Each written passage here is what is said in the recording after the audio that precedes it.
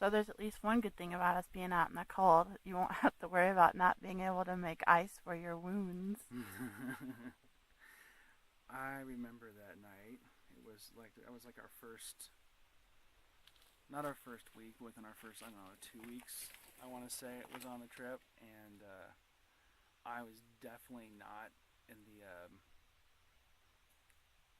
I don't know, road ready state of mind that I feel I am now. A little more relaxed, a little more Jedi than I was, say, the first month of this trip, when pretty much every day was, to me, was like a weird little panic. Everything was a danger and a threat because I still hadn't let go of the idea that, like, safety is something we have 100% control over. Which there's things we do, but I just presumed I had control over a lot more shit in my safety powers than I actually did. And that, I remember that night because I was already having like a really shitty night. That's when we pulled into the driveway, and it was like we were camping on the side of a near Big Sur on the side of his turnout that was about 3,000 miles above, not 3,000 miles, 3,000 feet. That would be amazing though, wouldn't it? I don't know, not that Couldn't good breathe, vision. but 3,000 feet above the Pacific Coast Highway. You could see the ocean. You could see the curve of the freaking planet. I mean, you could just see for miles. It was the most incredible thing, out there. But like, I was having a, I was worried about bears and spiders in every spot. And then later on that night, people tried to like camp on the same turnout that was our turnout, and I had to like defend our land against squatters. And I'm just like, and then at a certain point, I felt bad because I turned like 3 people away and sent them down that dangerous, devil's tail horrible road that led behind us that we just got off on, that didn't help my mood at all that day because I was in a panic white knuckled state as we were driving around. We had Melody every day, Peter Pan. You know what to say that. It's true because every day it's you're just, it's fun. You see the adventure in it. At least that first month. And then I saw everything as being fucking deadly and dangerous. So then we had to get rid of the squatters to go away, and then at a certain point I started feeling guilty, and I'm like, I can't send people to their death going down that road because no one's got no business going down there at 1 o'clock in the morning because you can't, not when it's pitch black dark. So, but nobody came. But just this whole day was like, I was just a big whiny teenage girl about the whole thing. I know, it was bad. And then the cherry on top was smashing my fingers as I was trying to, because we were climbing inside the back of the Blazer, and it's a tailgate that pulls down. So I was grabbing it to pull it down, but I opened the glass part first so I could reach in and have a better grip to pull it down.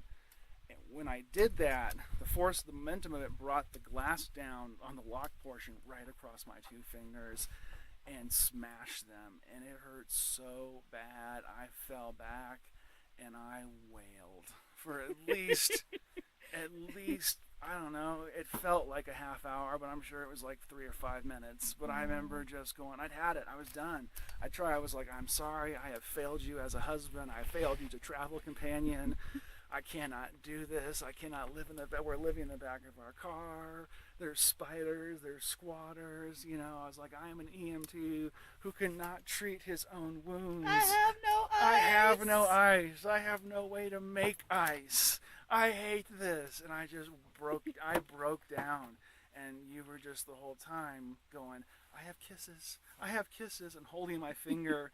And then like looking for a cold spoon because we're just like, we'll find something cold. Don't worry about it. And we found like the water bottle was cold and the window was cold. So I used those surfaces, as a temporary means of putting ice on a swollen, busted finger.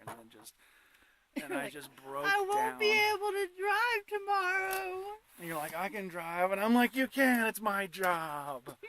We're stranded. We live in this turnout forever, and we have to defend our land against squatters for at least the next 14 days that we can legally stay here for free.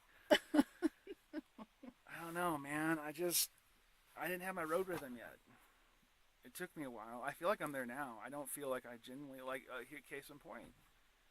We first night camping in the Colorado Rockies, we pull into a campsite. It's a freaking coyote.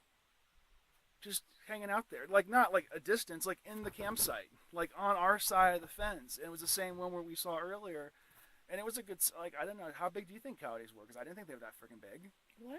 No, What do you think? They're like little mini dogs? I think of these little tiny wire looking things, like Wile E. Coyote, but like beagle size. Not beagle size, but you know what I mean, not big.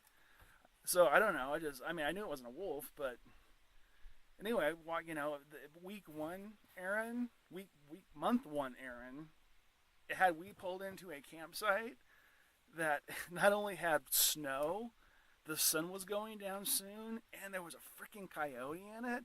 I would have said no. I would have said no. We're packing up. It's not safe. We cannot be here. The wildlife, the dog will be eaten while we're sleeping.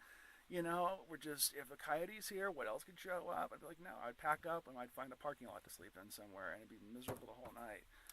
This Aaron, 4 months into doing this, was like, oh wow, dude, we got a neighbor. Get the camera. Get the camera. Take a picture of that. Look at that. Ooh, no, don't run away. Come back. Come back. You peed at him. I did. I marked my fucking territory, and I made that motherfucker run fast. Just say he was intimidated. He knew. He did come back. I mean, he walked. He pimped off, down the road. Like he didn't. Once he ran across the top and he got back down the road, he stopped. He's like, what? And then he was pretty cool after that. So, yeah. So. There's a car. I see. Yeah, there's a car. We're not the only ones at this campsite. It's cool. It's free. We're in the Rocky Mountains. Everybody's welcome. Yeah, I now look at a campsite filled with like snow as just an ample opportunity to render self first aid if I smash any fingers, and I can also keep my cooler full of ice without having to purchase ice. Snow is free ice. That's how I view it now. See, that's the difference. That is the difference. What road rhythm will get you after doing this for a while, compared to only doing this for like a week or so. All right, man. That was a good time. I'm glad we're doing this. All right. Have a reasonable day.